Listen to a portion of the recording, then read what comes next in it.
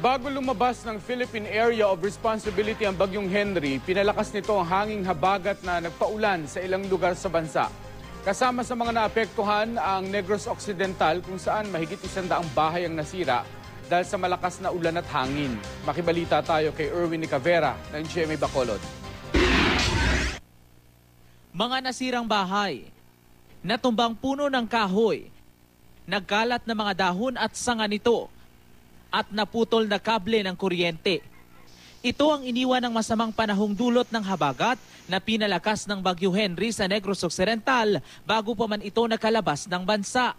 Na sang buhawi ang nag-agi sinaguro. Ay ang kwaniho ang among nga balay do ginhakop tibla. Pagkatapos ang sa babaw pagigindalaya pa. Tapos ang mga atop linupa dito sa piyak balay sa babaw atop pa na.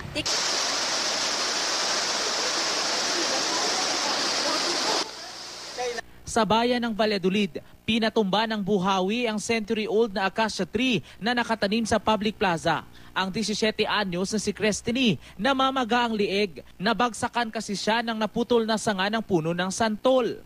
Pagdagdag sa ako, natuda ko ang kahoy, amo na to dayon nga napasaka ko pababaw kasi syempre nakulmaan ako kung may kurinti sa tupad ko. Nadala mo pa ang kahoy? Nadala ko, nakuda ko ang kahoy para lang nga makagwa ko kaya hindi masakasulod sa akon. Hindi subungin na ba tiyag mo? Andirigin sa baga. Sa pinakahuling report ng Provincial Social Welfare and Development Office at Office of the Civil Defense Region 6, umabot sa 177 bahay ang nasira mula sa 4 na lungsod at 1 bayan sa probinsya. Dahil ito sa pananalasa ng buhawi at ng ilang araw na masamang panahon. Erwin Nicavera, Nagbabalita, Pilipinas.